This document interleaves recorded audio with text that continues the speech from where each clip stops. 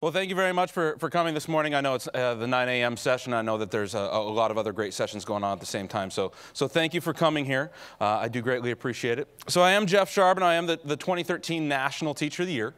I do teach chemistry, physics, and engineering, which means that I'm a little bit of a dork. I'm kind of the king of the nerds, actually, in my area. And when students walk into my classroom every day, every single period of the day, I have a very corny phrase that I like to say to them. I say, "Welcome back to another day in paradise." And so that's the title of today's speech or whatever, is "Welcome back to another day in paradise." You know, it sounds like a cliche, doesn't it? I mean, because it is a cliche. But will you stop for just 1 second, realize that you've got an iPad in your lap, you've got a cell phone, you're sitting on a comfortable chair, we're in an air-conditioned facility, you've got clothes on your back, you've got shoes on your feet. For crying out loud, we live in a paradise. Have you seen the quality of the facility that we're in? I mean, this place is amazing. You know, as a teacher for the last 13 years, you know, I have seen so many different kinds of kids walk through my door. You know, I'm 36 years old, but there are some 15-year-olds in my classroom that have lived more in their lives than I ever will in mine. So this really is a paradise that we live in. When kids walk into my classroom, it's my goal to make sure that that classroom is a paradise for them. I want to make sure that they're supported. I want to make sure they have the resources that they need. And more importantly, that they have somebody there that cares. That's what paradise is all about. So you've been sitting there for just a couple of minutes already, and you're thinking to yourself, wow, this guy, National Teacher of the Year. I know 5 teachers that could take him any day of the week. I know you're already thinking that, so let's get one thing straight. I am not the best teacher in the United States. I am not the best teacher in Washington State. I'm not the best teacher in my district. I'm not even the best teacher in my building, and there are only 2 of us in that building.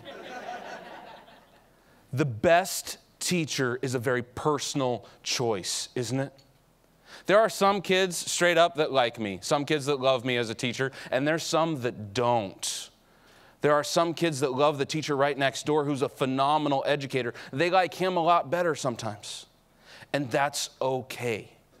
You see, my job actually is not to reach every single student. Whoa. A teacher admitting that it's not their job to reach every kid? It's not. It won't happen. Some kids' personality will be too similar to mine to actually like me. You ever had that experience before? Your personalities were too similar? But you know what? It is my job to make sure that every single child gets reached. There's a difference. It doesn't have to be by me. It can be by the teacher next door. I just got to make sure that they get reached by somebody. That's what I do. That's what paradise is all about. So how do you build a paradise? What does paradise look like? Well, to me, of course, paradise looks like chemistry, physics, and engineering. Most people go, oh, that's the hard stuff. I can't do that. You know how many times I've gone around, I've talked with education professionals, and I say that I teach chemistry, physics, and engineering, and they go, oh, I was really bad at that. There's no way I could do your classes. That's the problem. That's the problem that I face in my classes every day, is folks not willing to step up and believe in themselves. So people ask me what I teach, and I say chemistry, physics, and engineering. That's a lie. I don't actually teach chemistry, physics, and engineering. That's what shows up on the report card, but what I teach is something very different. Now, I also teach in a very small school where there's only 400 students, grades 9 through 12. The whole district is only 1,300 kids. Our city is huge. We have a stoplight. There's about 2,500 people in town. You know, in those small schools, you have to take on a few other jobs too. So there are a few other things that I do at Zilla High School. There's just a couple. First, I'm a member of the Washington Student Achievement Council. The Washington Student Achievement Council, governor-appointed position.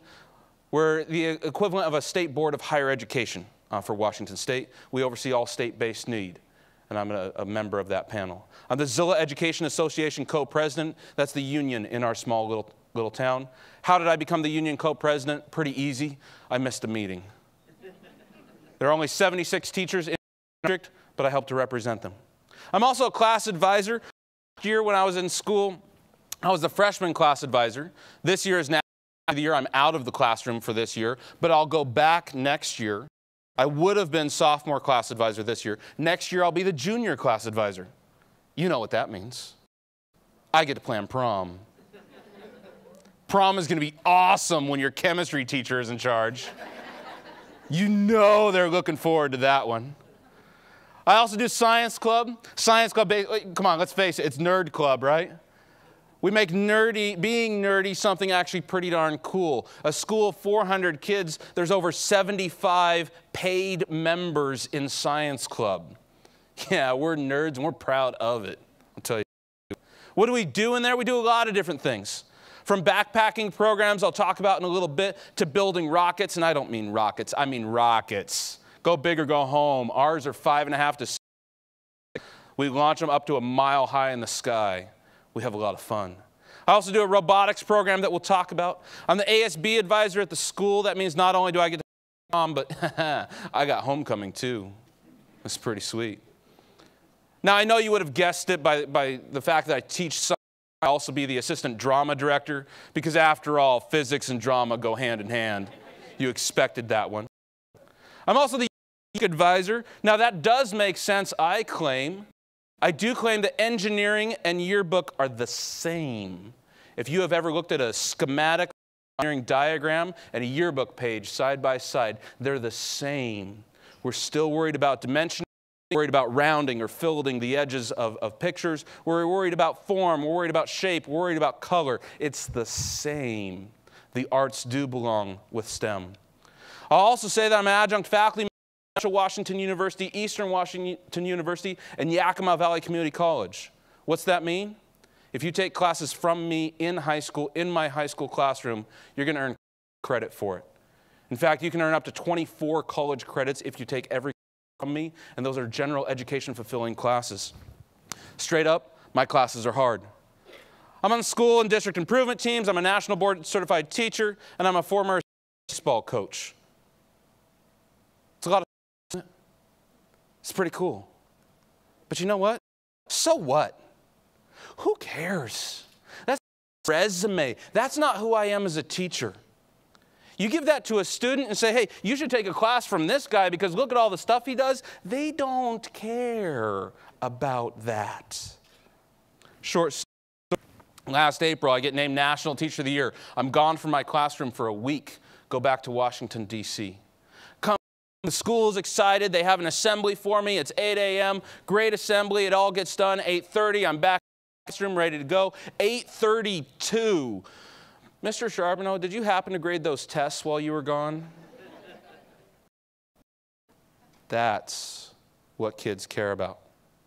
They care about one teacher, one student, one. They care about the relationship that we build between us and them.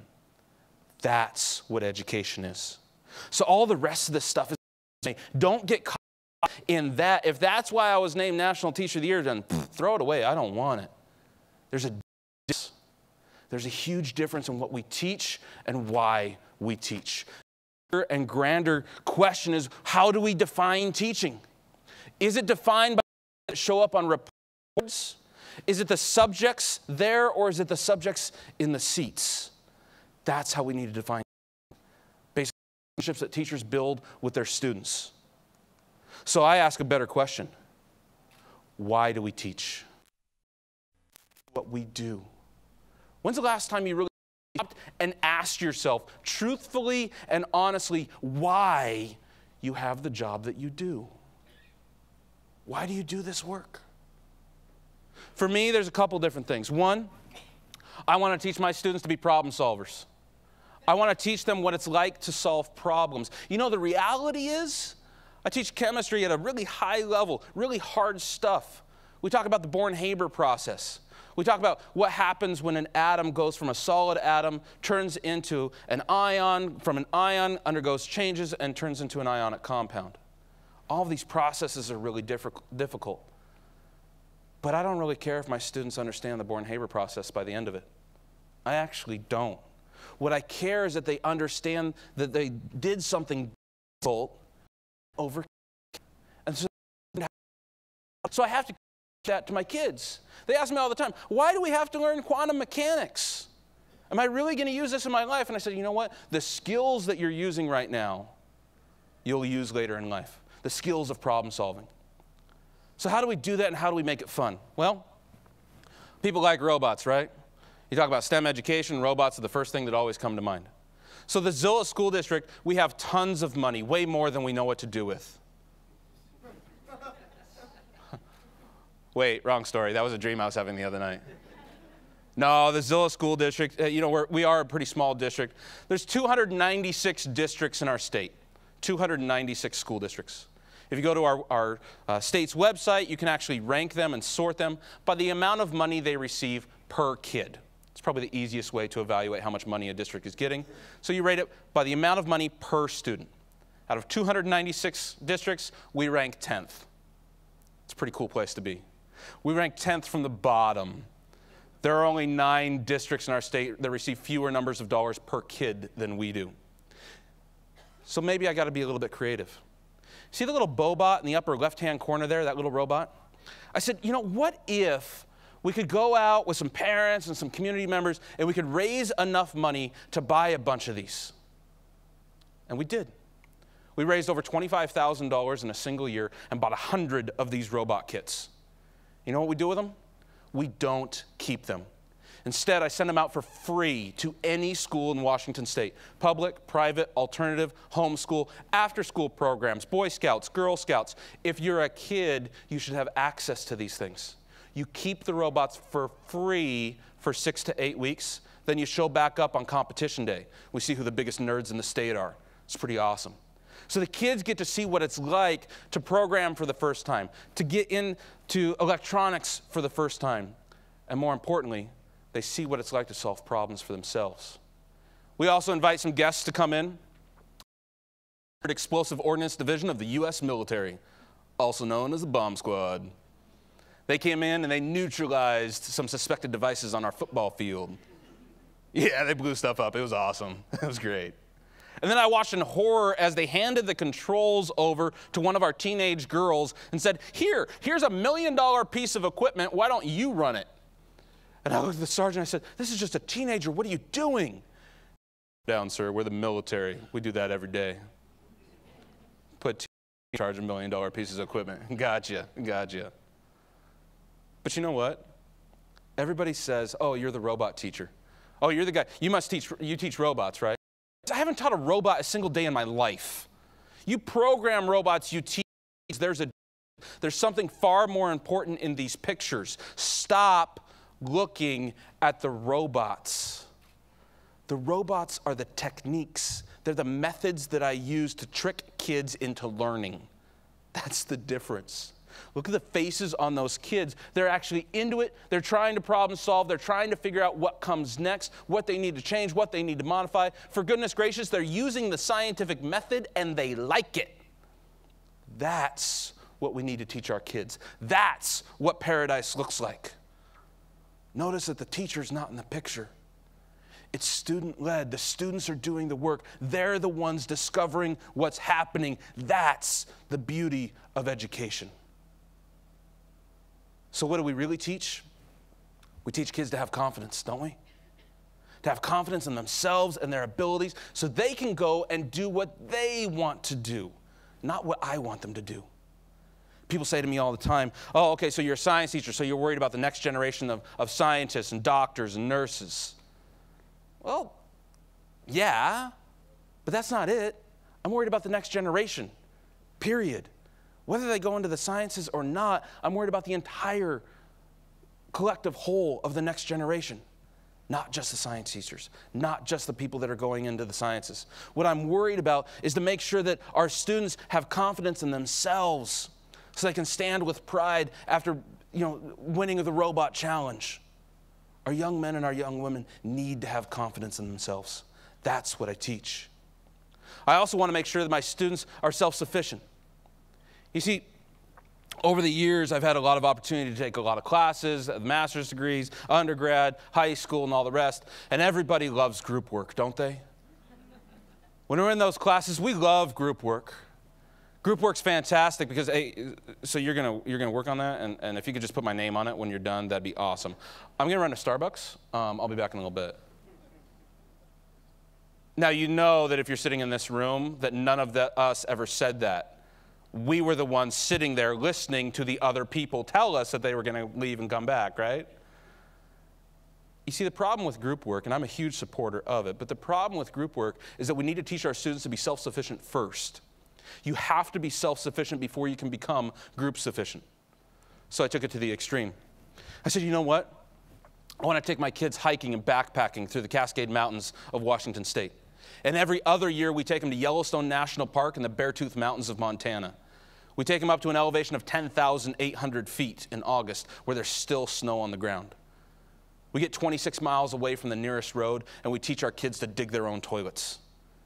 That's one of the best lessons you can ever. Male teacher is to have that lesson where I teach my female students how to dig their own toilet. It's awkward at all. Great lesson. But you know what?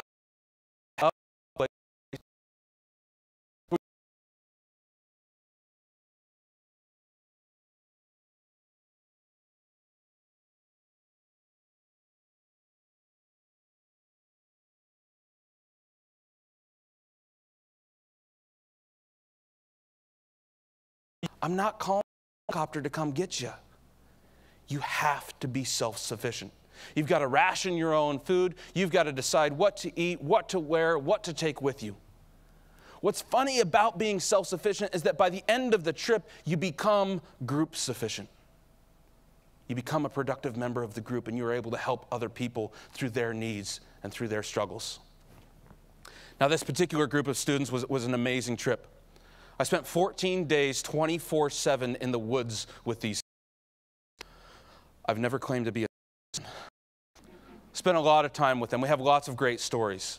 But maybe one of the best stories is down in the bottom left-hand corner. Pedro came to me as a freshman, no English whatsoever, straight from Mexico.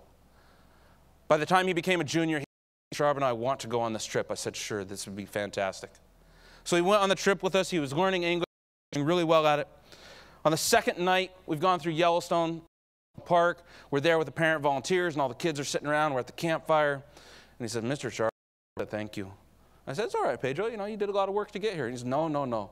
The 5 you shared with me this were amazing. Pedro, I did not share beer with you this morning. Oh, yes, you did. It's 5 of them, and they were lovely. Parents are listening in. Kids, where was I? Lots of questions start to happen. Pedro, I did not have beer this morning. He says, oh, yes, the 5 grizzly beers, they were amazing. Pedro bears. That was the summer. Forward to the next spring, it's graduation. The young lady in the middle of the picture is our valedictorian. Goes up, gives the valedictorian at graduation. 2,000 people were there, the entire community. And she starts her speech with, I will never forget the experiences of Yellowstone National Park and the brown beers that we shared with Mr. No further explanation given. She just went on as though nothing else happened. My entire around and stared at me. It was fantastic. But you teach our kids to be self-sufficient. We teach them what it's like to take care of themselves. Of experiences like this. We teach our kids how to have courage. Do you know how much courage it takes to be a teenager these days? We all say that we understand. I got to tell you, I don't understand what it's like to be a teenager, and I spend my days with them. You know, when I had a bad day back in middle school, remember, I majored in science. I had a lot of bad days back in middle school. I was kind of a dork. Okay, not really kind of. I was a dork in middle school. I'd have those bad days at home. I'd go down to my room. I'd take a ball, and I'd throw it against the wall. And I would say some things that were absolutely horrid. But I said them in my room, and they stayed there. And they were archived. They were not archived on Facebook. They were not archived on Instagram like they are today. You see, kids are facing different challenges than we. We are asked to be PR experts at the age of 12 and 14. We are asking them so much more than we asked of ourselves. takes an awful lot of courage. So how do you teach courage? How do you teach a kid to be courageous? Well, for me, it's in drama. When I look at somebody like Zane came to me. He was a football player, a pretty darn good football player too, back. And then Zane made a mistake. You see, Zane signed up for choir winter semester. And I went to the choir performance, and he can sing. Boy, can he sing. So I went to Zane, and I said, Zane, you got to try out for drama. He said, I really can't do that. I said, why not? Well, I play football. I said, okay. Then I got I called his mom. I said, amazing voice. He's got to be in our spring musical. He's got to. So he came, he tried out, he got a musical, and he did an amazing job. But we're 3 weeks out. 3 weeks out means dress rehearsal time. Hey, Zane, by the way, here's your costume. Hope you enjoy tights. What? A week out. Okay, Zane, we got to start working on your makeup. Make what? You know how much courage it takes for a young boy or a young girl to maybe put on makeup for the first time? To put on a costume with tights? For some of our young ladies to put on a dress for the first time? For some of our young men to put on a dress for the first time? It takes a lot of courage to do that. Go out on stage in front of your peers and in front of your community and showcase. It takes a lot of courage to do that. But our students do it every single day. We're Zilla High School. We're 400 students, and this is our drama department. Out of a school of only 400. We're actually bigger than the football team, and we dance way better, too. Way better. But you know, it's not about drama. It's every single one of our sports asks our kids to be courageous. Do you know how much courage it takes as a baseball player to go out there, step up to the plate, strike out, and then what do you get as a reward for that? Go sit right field. Think about it for another inning until you get to come back up to bat. That's in my entire baseball career summed up right there. Strike out, go to right field. Strike out, go to right field. It takes a lot of courage to go up to the plate. And don't even get me started on the other sports. Football, basketball, wrestling. Have you seen what the wrestlers wear? Have you seen what we ask them to wear in front of everybody, the whole community? That takes an awful lot of courage to go out there. That's what we do with our sports in our communities. That's how we create a paradise. We use our sports and we use our clubs as an intentional extension of the school day with a purpose of education. It's intentional that we do these things. So what else do we teach? We teach our kids to have a legacy. Not only about the legacy that they are leaving behind, but the legacies that came before them. As the yearbook advisor, I had my students go back and scan every single yearbook all the way back to 1919, our very first book. They digitally scanned every single page of every single book. You see on there the OWEGO phrase. OWEGO is the name of our book. It's a contraction for On We Go. That was the name they gave it back in 1919. And if you flip open to some of the first pages of the very first book, you see what Zilla High School looked like at that time. And if you were to read through the description, you would see how much pride they had in their school. Their brand new state-of-the-art facility that had both hot and cold running water. They were so proud of that. And they were impressed by the sheer price tag of the facility at $25,000 for the school. And you flip a couple pages further, and you see the graduating class of 1919 in Zilla High School.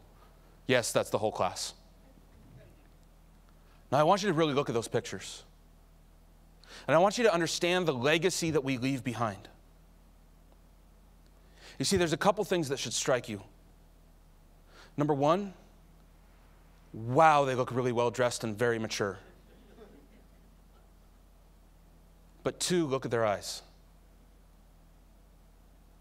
Those eyes are the same as my students' eyes.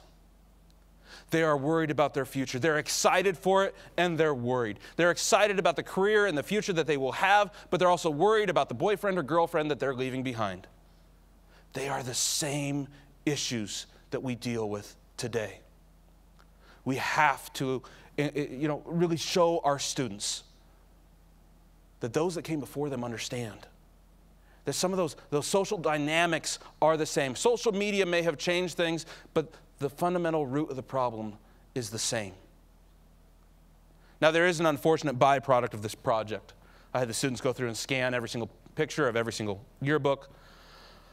I graduated from Zilla High School in 1996. I don't know why I was wearing a brown leather vest. Seemed appropriate at the time. You know, when I first got back to the school, in the yearbook room, they had all the middle school yearbooks too. I don't know what happened to them.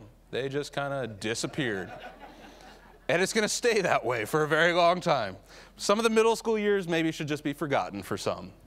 Just say that. I also teach students how to be citizens.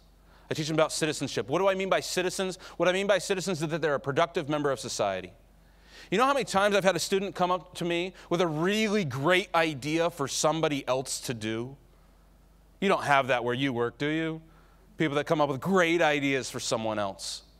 My students came to me and said, Mr. Charbonneau, it looks like the fence needs to be painted. We should have the janitors do it. I said, you're almost right. The fence does need to be painted. And I turned into Mr. Miyagi, and I said, go paint the fence.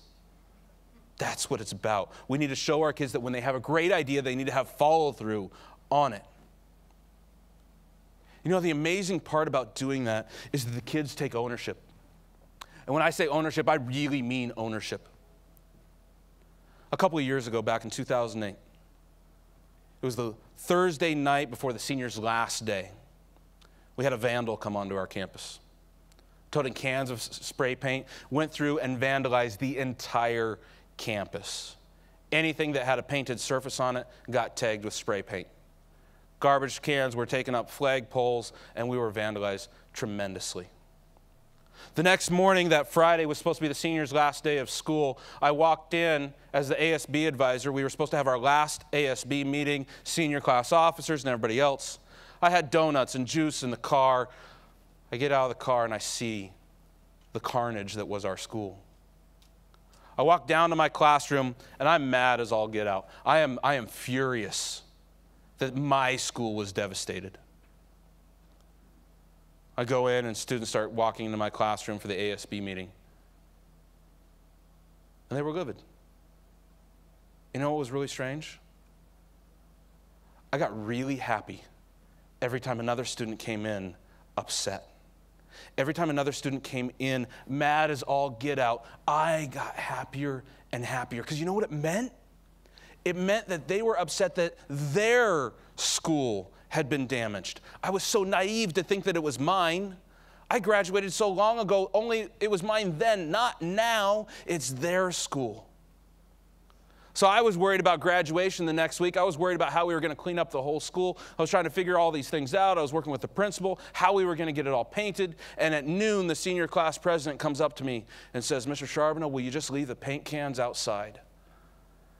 I said, what do you mean? He said, the entire senior class is going to be here tonight. Just leave the paint cans outside. I said, no, but I'll be there with you. Sure enough, 8 o'clock that night, after the seniors have their last day of school, they're technically done. They show up at 8 o'clock at night, stay until midnight, and they put the entire school back together. They repainted every surface. They brought all the garbage cans down from the flagpoles. They even baked cookies for the teachers to say we're sorry. That's what paradise looks like, where kids care enough about their school and their environment to put it back together. How naive are we to think that we're in control of these schools? We're not. It's the kids that are in control. And the more control that we give to them, the more we're going to get back. It's amazing. So Zilla High School. This is the entire Zilla High School. Okay, I'm kind of lying. 7th and 8th grade were there that day too to make us look bigger. But I'm lying even more because these kids have already graduated. This is an old picture. Students do not stay students. They grow up, they graduate, and they become us. And we have to do a good job with those students when we have them because they're going to become our replacements. They become the new teachers, they become the new police officers, they become the new fire department, they become us. And so what's our role as educators? What's the one thing we actually need to focus on? We need to focus on helping our students overcome obstacles. That's what it's about. Every single one of our students have obstacles that they have to overcome. Every single one of them. Yes, there are populations that are more at risk than others. Yes, there are some students whose boulders are bigger than others. They have larger obstacles. But you know what? For each individual kid, whatever roadblock they have, that's the biggest roadblock they've ever seen. So irregardless of the size of the roadblock, we have to be there to help every single kid, every single day. If we don't, our future may fall apart. Think about back to your own lives. There was a moment in your life that changed everything. There was a moment where somebody said something to you that you will remember for the rest of your life. For mine, it was my 7th and 8th grade language arts teacher, Louise Adams. I hated Louise Adams. Hate is a very strong word. You should not use it. I hated Louise Adams. Why? Because she called my dad every single Friday and told him what I had not done that week. She got me in trouble every week. She dared to care about me. I did not like that woman. By spring, this has gone on so long, I've been grounded most of the entire year. Spring rolls around and I remember it as clear as day. I go up to the wall and I look at the progress reports that are on the wall, you know, the ones listed by student ID so that nobody knows who you are, nobody knows your grade, yet they're still listed in alphabetical order, right? Those ones. I look up there and I couldn't believe it. I'd gotten the highest grade on the test that week. And I turned, and Miss A was standing right next to me, and I turned, and she had this stone-cold face, and I swear it cracked. But there was just a little bit of a smile that came through. And suddenly I realized she was proud of me. That moment changed my life. But you know what I didn't do? I didn't call her that morning and say, hey, by the way, Miss A, you're going to change my life today. Make sure you got a good day going on. Make sure you got your A game today, because what you do today will change my life.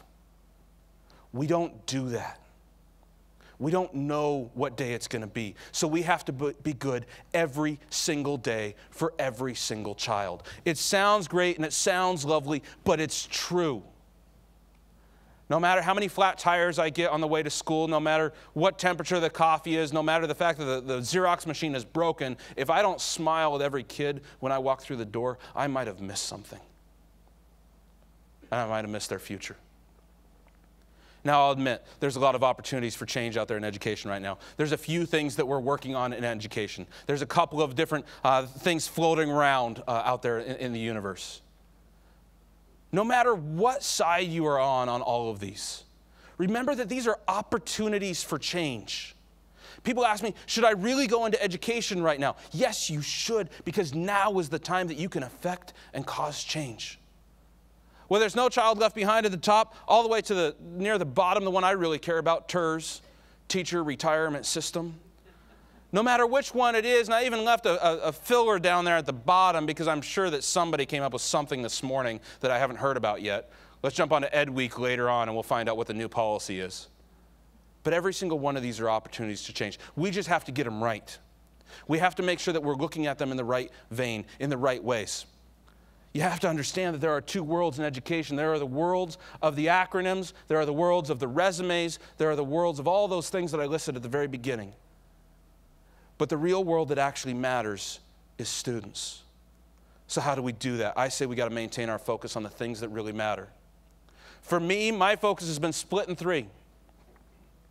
That's my wife, Monica, our son, Andrew, who's now 7, and our daughter, Michaela, the 4-year-old, who's actually in charge of the entire house.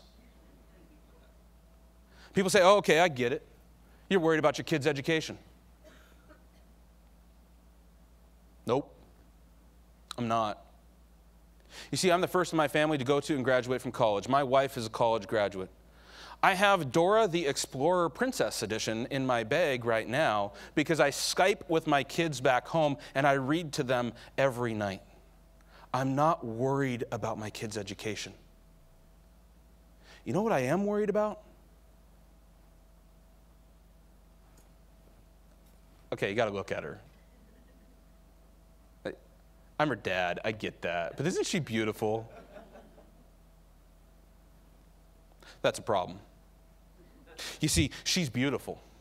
And somebody someday is going to want to marry that little girl.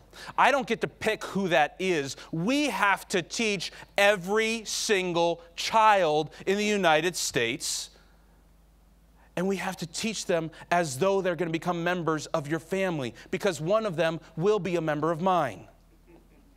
Now, the problem is that when Michaela grows up, she might marry somebody older, she might marry somebody younger. We got a span of about 40 years, plus or minus 20, that we have to cover. We are behind, people. We got to step this up just a little bit. And I used to think that it'd be okay if it was just Zilla. I just got to teach every kid in Zilla. I started traveling, realized that it's really easy actually to get to Austin, Texas. I got to teach all the kids in Texas. Then I traveled to Japan and China. We have to do an international exchange program someday. We have to teach every single kid everywhere on the planet. That's the focus that we need to have. All this sounds lovely and everything, right? But the real crux of the question is how. Let's get to the meat of the issue. How do we do this stuff? All the rest sounds lovely and fuzzy and warm and happy. How do we actually do it? Here's a couple strategies. Number one, relationships have to come first. Relationships have to be the number one priority. I teach chemistry, physics, and engineering for college credit. Content is important. It has to be rigorous, but that cannot be the first thing on my mind. You know, if all I was worried about was content, when kids came in and they tried to learn quantum mechanics, I would not get very far. Because you know what? Kids aren't very good at it at the beginning. They're just not. They get a lot of things wrong. And if the first thing I did was tell them everything that was wrong about their homework, they wouldn't show up the next day. The strange part is when you put relationships first and content second, you end up teaching way more content than you start with. But relationships has to extend beyond the classroom. Why is it that teachers will go out of their way, will bend themselves over backwards and in two to help a student? We see a student who has a glint in their eye that their world just fell apart. We stop everything and we help that kid. Why is it that we will do that, but when we see the same thing in a coworker, we tell them to get their stuff together and we move on? We have to develop relationships with coworkers, with administration, with policymakers, with paraprofessionals, with everybody involved. As I go around the United States and I talk with people, people always say, you know, as National Teacher of the Year, you need to go tell them what teachers think. No. I don't need to tell anybody anything. What I need to do is I need to teach them. There is a difference. We need to start treating each other like we're people, because we are. So many people think that policymakers are this entity out there. They're people, just like you and me. No more of the blame game. We're not going to blame teachers, we're not going to blame administrators, and we're not going to blame policymakers anymore, because we're going to put relationships first. And if we do that, then maybe we'll make some progress. That's the first thing that we need to do. Second, we need to understand that content is the method that we use. It is not the goal. The goal is not to make sure that every kid understands the Born-Haber process. Content is the method that we use to reach the goal of problem solving. It's the method that we use to teach life skills. I'm a huge, big fan of rigorous and high content. But it's not the goal. It's the method or the technique that we use along the way.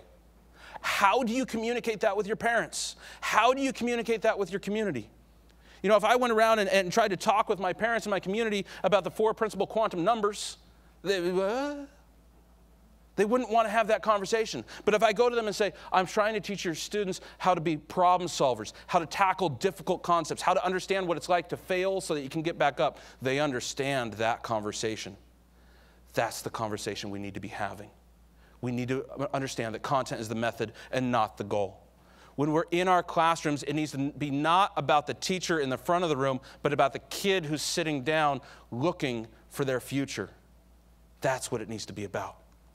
When we talk about valuing experience in classrooms, valuing experience is important. And when I talk about experience, I mean both the classroom teacher who's been around for a while, that's got a little bit of the gray hair, that's experience, and there's so much wisdom that comes with it. But there's an awful lot of experience that needs to be valued from our beginning teachers who actually understand what a tweet is, that actually understand what social media is and how we can leverage that for our students. We have to value all types of experiences. If we can do that, we'll be on the path to building an educational paradise. We have to make sure that we support one another. You know, as an educator, I need support from my principal. I really do. But you know what? I got to give it back. I have to support my administration. You know, the crazy part of all of this is that we take high school and middle school and elementary school teachers, we run them through a certificate program, and then we say, you have all of the answers to all educational problems, so you are now a principal. And if you know all of the answers plus one, we're going to make you a superintendent. That is not how it works. None of us know how to do this job by ourselves. We have to do it together. So we have to develop support systems where teachers support their principal just as much as the principal supports the teacher. You know, it's just like in a classroom. If I want my students to do something, I don't tell them to do it. I make them think that it was their idea in the first place. I put them in control, and by giving them more control, I get control. In the classroom, it is all about the students. The students are the ones that are in charge.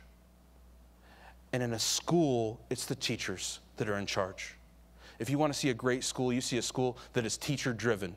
It's led by the principal, but it's teacher-driven. And the only way that happens is through support. And then we have to value leadership. What does leadership really look like? What does it mean to be a leader? So many teachers tell me all the time, I can't be a leader, I don't know how. I say, you're a liar. Especially our kindergarten teachers. Kindergarten teachers, they've got 25 kids running around that classroom. They are not in charge. If those kids wanted to bum rush the teacher at any moment, they're done. Kindergarten kids, they're fast, they're mean, they're sticky. You don't have a chance. You have no chance. We need to use those leadership skills and continue to lead our colleagues. Because at the end of the day, isn't this our goal? And I don't mean the caps and gowns. I don't mean graduation. What I mean is kids who are smiling and looking forward to their future. That's what I mean. So what do great systems do? What does it look like in paradise? When you've developed this educational paradise, what do you see? I see places that celebrate. They celebrate for the excellence that their students can do. They celebrate their teachers. They celebrate their principals. And they do it as one of the foundational parts of their mission, not as the last thing stated. Every school board will tell you that we need to celebrate, but they do it as the last thing on the list, and so it never happens. We need to move that to the front. Just like I celebrate my kids when they first walk into the classroom for what they've done right, we need to do the same thing with education. Great systems are great classrooms. We have to mirror a great classroom if we're going to take this education into the next century. If we're going to take and provide an education that's up to the level of my future son or daughter-in-laws, we've got to take our great classrooms and scale them up into great systems. What types of things will we see? What does this look like? What does paradise, what do you actually see at the end of the day when all of this is done? I can point to things like the robot challenge and kids that are staring at their robots and doing all these cool things. I can point to things like taking kids snowshoeing up in the Cascade Mountains of Washington State and experiencing this for the first time. I can talk about my students in my engineering class that use 3D printing. I can talk, the real Lego guy is the one in the bottom right-hand corner. The other two were student-produced in our classrooms. I can look at things that happen in my chemistry lab, and I can talk about the wonderful experiments that we do in there. Okay, I'm lying because there's no way that's actually a chemistry lab. It's way too clean. Way too clean. Well, and that's not even a picture either, to be honest with you. That's a 3D generated image out of Autodesk, produced by my architecture students of a scale drawing of my chemistry lab. And by the way, a student on an IEP for math and language arts did this and was the student of the semester. All of our kids can do these things, but this is not what paradise looks like. You're looking at the wrong things. These are anecdotal. These are the side, nice byproducts of what paradise actually looks like. What is the real vision of paradise? What do we actually see by the end of the day? We see hope. It's as simple as that. That's what education has to provide for our students. We have to give them hope that their future is going to be what they want it to be. That's what paradise looks like. I talk a lot about one of my students who I'm very, very, very proud of. Now, don't get me wrong. I've got several pharmacists. I've got several doctors now. I've got several other teachers as former students of mine. But you know, one of the ones I'm most proud of is a young lady who took both chemistry and physics from me and did not go to college. And I'm so incredibly proud of her because she pursued her dream. You know what she does now? She's married, she's got 3 kids, and every 4 to 5 weeks, she cuts my hair.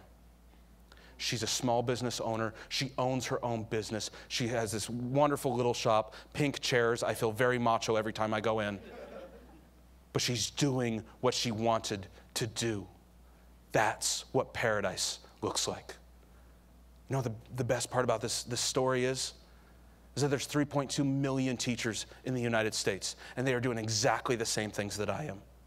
I am not alone in this process. So by the end of the day, what do we actually do? What do we teach? I say that we teach to students of all backgrounds. We teach to students of absolutely all backgrounds, of all abilities, to be successful no matter the circumstances. And we need to shout that from the mountaintops. We teach to students of all backgrounds, of all abilities, to be successful no matter the circumstances. That's what we do. The more important question, though, is why do we do it? Why do we teach? As you walk away from Austin, Texas, you know, here in the next couple of days, if you learn nothing else from all the rest of this, just please remember this last thing. The reason that we teach, the reason that we do what we do, is to help create the new us. We are creating our future society. We are creating our future culture. We are creating the people who are going to be our replacements, those folks that are going to define who we are.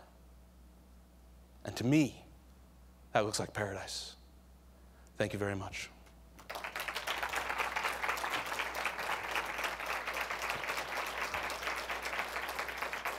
We do have just a few moments for questions. If anybody has any questions of any kind, if you want to talk about chemistry, physics, engineering, the dual credit enrollment, or any of that kind of stuff, that's fantastic. I will start off. Some people, you know, have a hard time getting to questions. Have I traveled a little bit this year? Yes. I've got over 240,000 frequent flyer miles since June 1st. So I've seen a little bit in education around the U.S. and around the world. So if you'd like to talk about that, I'd love to. Question? Thanks for your talk. There's a lot of people talking these days about teachers as coaches, mentors, curators of content, rather than the sage on the stage lecturing. Mm-hmm. How far should that go, do you think? I mean, how self-directed can students be? And shouldn't the goal be to help them become self-directed learners? And how much should teachers pull back to allow them to be self-directed? Absolutely. You know, I love that question. I think the best answer in education for almost every question is, it depends. Okay, I mean, that really is the best answer. And that's why we need teachers. We need teachers who understand the relationships between themselves and their students, what that student needs at that time. There are some kids who I can, to be quite honest, sit back and say, go, and check in with them once a week, and that's all they need. There's other kids that I need to sit right next to the entire time. So it's the entire spectrum. But I think that that's where teaching really becomes an art, where teaching really becomes individualized and personalized. So is there a role for maybe the flipped classroom or the dual classroom where it's half flipped, half not? Is there a role for all of that? Absolutely. These are techniques, these are methods that we can use to reach kids depending on the scenario. So the ultimate goal is definitely self-directed learning. That's the ultimate goal. A lot of our kids aren't there yet, and that's why we need teachers. Thank you. Thank you. Well, thank you very much. I will stick around if there are any other questions, but thank you so much. I appreciate it. South by Southwest. Enjoy your day. Thank you.